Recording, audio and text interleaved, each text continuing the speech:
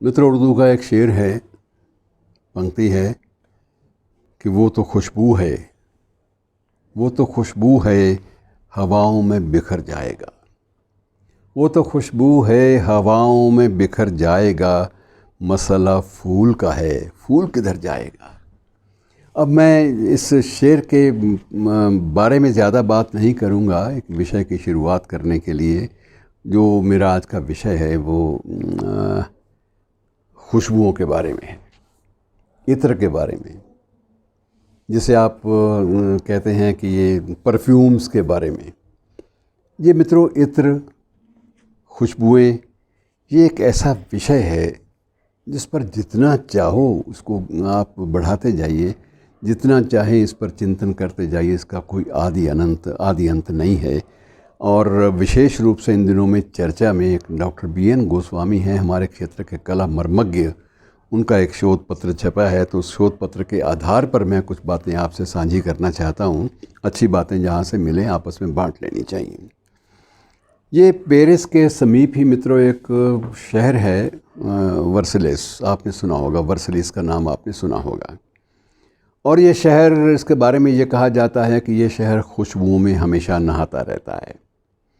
कि आज के तनावपूर्ण और अवसादपूर्ण और विसंगतियों, विरोधाभासों से भरी हुई ज़िंदगी में अगर आपको कोई ऐसा स्थान मिलता है जहाँ खुशबुओं से आप नहाएं, तो आप समझ लीजिए कि अगर हो सके तो किसी तीर्थ स्थल की यात्रा के स्थान पर आप उसको तरजीह दें, उसको प्राथमिकता दें, क्योंकि वहाँ जाने से ज़िंदगी बहुत आपको नई ऊर्जा देगी और आप एक नए रास्ते की तलाश में व्यस्त हो सकते हैं।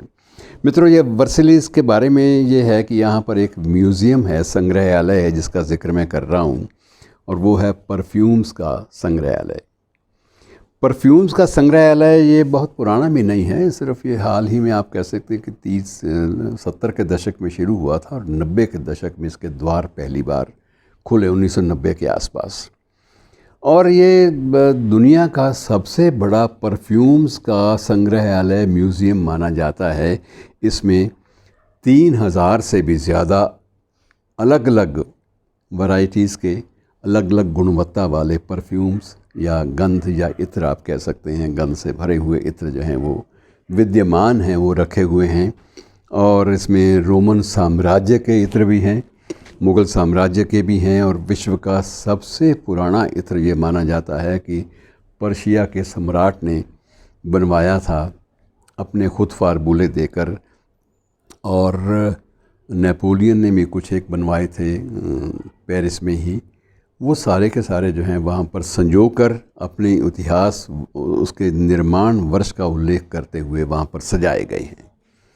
मकसद ये है कि ये कब से चले आ रहे हैं, इनका कोई आदि अंत जो है इनका कोई नहीं है। और मित्रों, मैं थोड़ा सा आपको ज़िक्र कर दूँ, एक साहित्यिक ज़िक्र भी है इसी बहाने से, लेकिन वो भी बेस्ड इसी पर है, इसी पर आधारित है।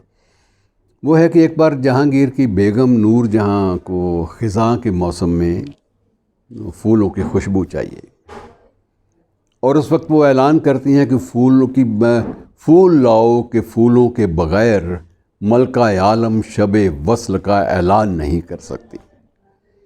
अब वो कैसे, कहाँ से आएंगे फूल?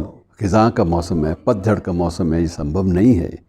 लेकिन ख़िज़ां के मौसम में भी माँ बदौलत के भेजे हुए कारिंदों ने ऐन पतझड़ में बहारों का समा बांध दिया। अब नूरजहाँ बड़ी हैरान कि ये फूल कहाँ से लाए, लेकिन जब उसने करीब जाकर देखा तो उसके बाद माँ बदौलत हैरान हैं कि फूलों के अंबारों से महकार कहाँ गायब है। मित्रों, किस्सा को होता ये कि इस नज़्म, एक बहुत लंबी नज़्म है ख़िज़ां के फूल, उसका जो अंतिम जो पंक्तियां हैं वो एक पूरा का पूरा एक संदेश, एक मैसेज देती हैं। तो कारिंदे जवाब देते हैं मलका आलम को कि मलका आलम, कोड़ों के तवातर से जो गुल खिलते हैं, कि कोड़ों के तवातर से जो गुल खिलते हैं रंग दे सकते हैं, महकार नहीं दे सकते। और मित्रों, ये एक संदेश है, और ये संदेश के माध्यम से हमने बहुत कुछ जानने की कोशिश की है। मित्रों, लाहौर में एक इत्र का बाज़ार है। कभी एक चांदनी चौक में इत्र की छोटी सी एक गली हुआ करती थी। लखनऊ के भी 1-2 बाज़ार ऐसे हैं जहाँ से गुज़रने को आप मन आम आदमी का भी करता है और ख़ास आदमी से जाता ही है। मकसद ये होता है कि एक बार इस बाज़ार से गुज़र जाओ, कहीं ना कहीं आपके नथुनों में एक सुगंध अजीब सी सुखदायक वो नथुनों में घुस जाएगी और आप कुछ भी कर पाने में समर्थ रहोगे। और मित्रों, सामान्यतः जो परफ्यूम और इत्र थे ये फूलों के रस से और कुछ चीज़ों का अर्क निकाल के, कुछ प्राकृतिक तत्वों का अर्क निकाल के तैयार किए जाते थे विशेष अभिरुचि के साथ। लेकिन कालांतर में ये ऑर्गेनिक जो केमिस्ट्री है उसकी प्रयोगशालाओं में भी तैयार किए जाने लगे और अब दुनिया में सबसे महंगे जो परफ्यूम हैं वो लाखों रुपए तक जाते हैं और सस्ते जो हैं वो तो आपको जो अत्तार बोलते हैं, जो इत्र बेचते हैं, तो अत्तारों के पास उनके कान में एक वो सलाई रुई वाली टंगी होती है और उसके बाद आपको उसी इत्र में डुबो कर वो छिड़काव करते हैं आपके बदन पर या आपके हाथ पर लगा देते हैं। आप सूंघते रह जाते हैं और आप एक अलग दुनिया में चले जाते हैं। आप एक जादू जो है वो उसमें आप बीत जाते हैं। और मित्रों, ये सिलसिला बड़ा पुराना चल रहा है।